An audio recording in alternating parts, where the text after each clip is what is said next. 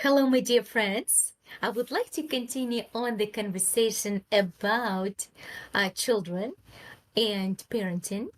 And the topic that I wanted to discuss is the way we talk to children develops their inner voice, right?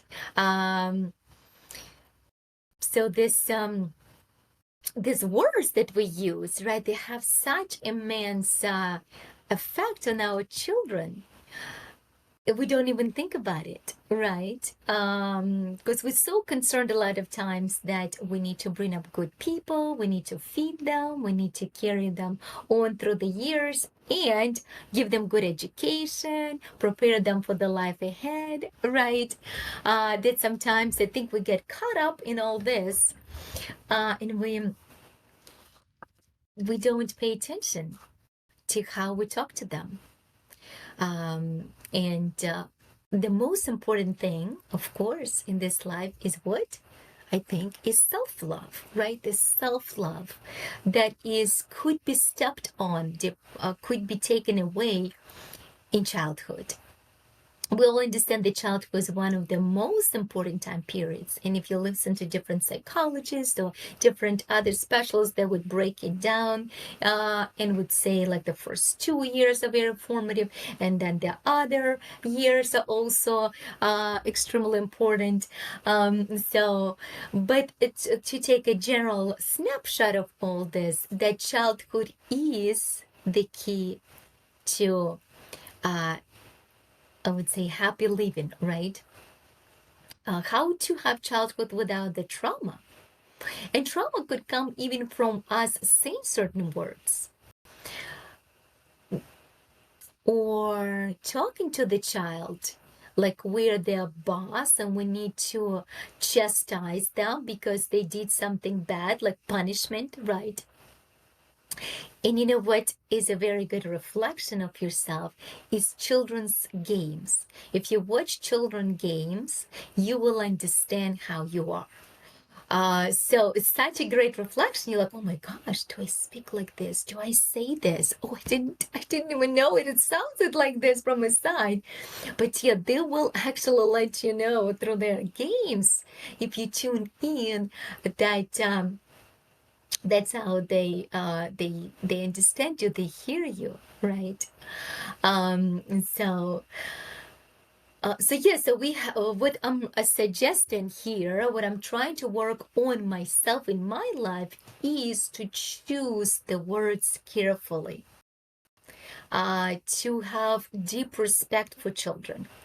There is a talk by Alan Watts, the philosopher, where he says, from childhood they tell us you're a mess, and in order to not to become a mess, you have to follow the steps. But you actually, oh, you know, you're born like you don't know anything, you don't so not equipped, and just listen to us, right?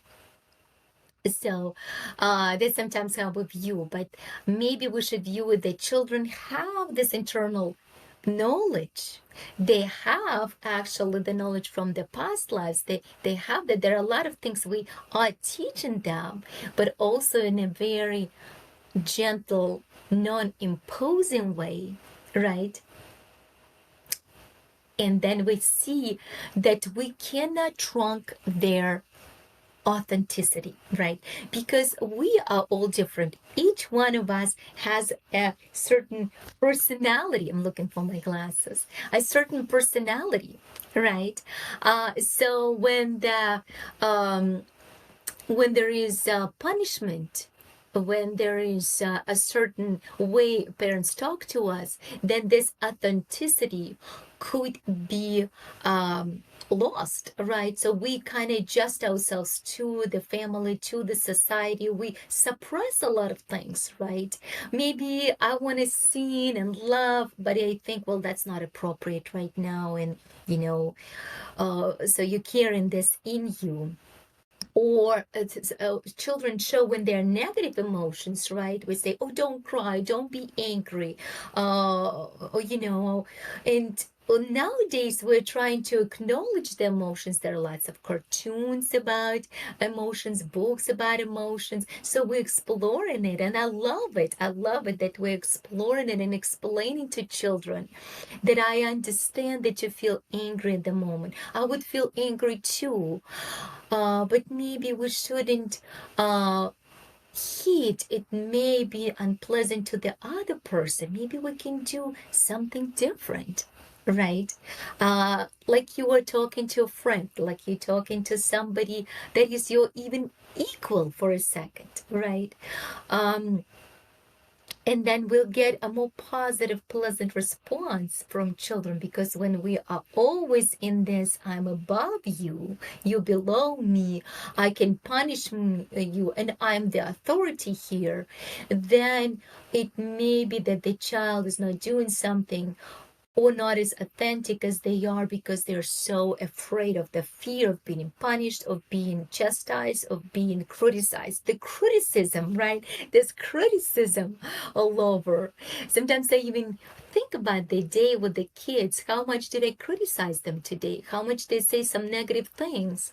How did I say it? Did I say it in a more gentle way, bring it up? Did I sit down with them and talked about it? Well, let's talk about it. How did you feel when you were doing it? How did you feel when she was doing it to you? How would I feel? So we discuss and all of this. We're helping, we're solving the conflict, right?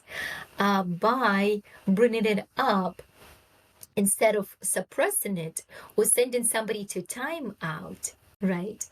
So it's just recognizing that they have all these emotions like us, and they have the chance also to display them, to get angry, to get upset, to get jealous, to get impatient.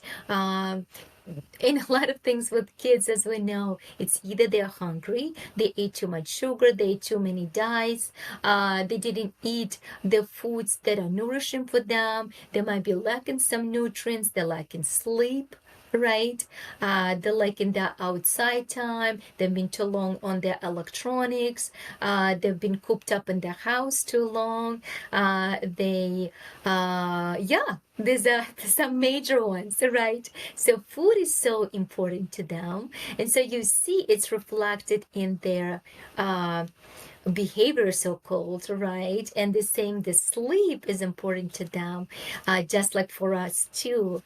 And they may be cranky because they haven't got enough sleep, so yelling at them or getting upset with them, all it does, it just shows them that to solve an issue you can just yell, right? But it doesn't teach them how to actually approach a difficult situation.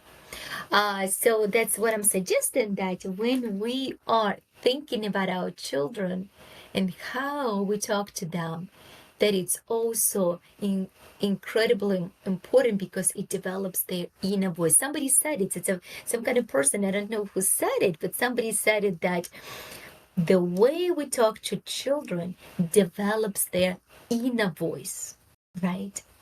So if you are gentle, if you're talking to them, even if they did something wrong, if you show your feelings, ask them about their feelings, if you analyze the situation, if you are trying to grow this beautiful souls, or be with these beautiful souls in an environment where they are authentically themselves, where they feel that there's not always a punishment lingering, then that they trust you. There is this trust between both a parent and a child, and you can actually have this beautiful relationship for years and years to come, right?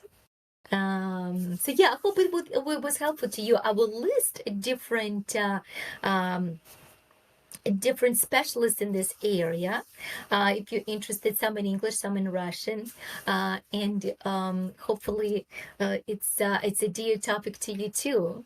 Especially how everything is connected to health, right? The physical health of a child, what's going on emotionally. Well, I hope everybody's doing well, and I wish you all the best, and we'll talk next time.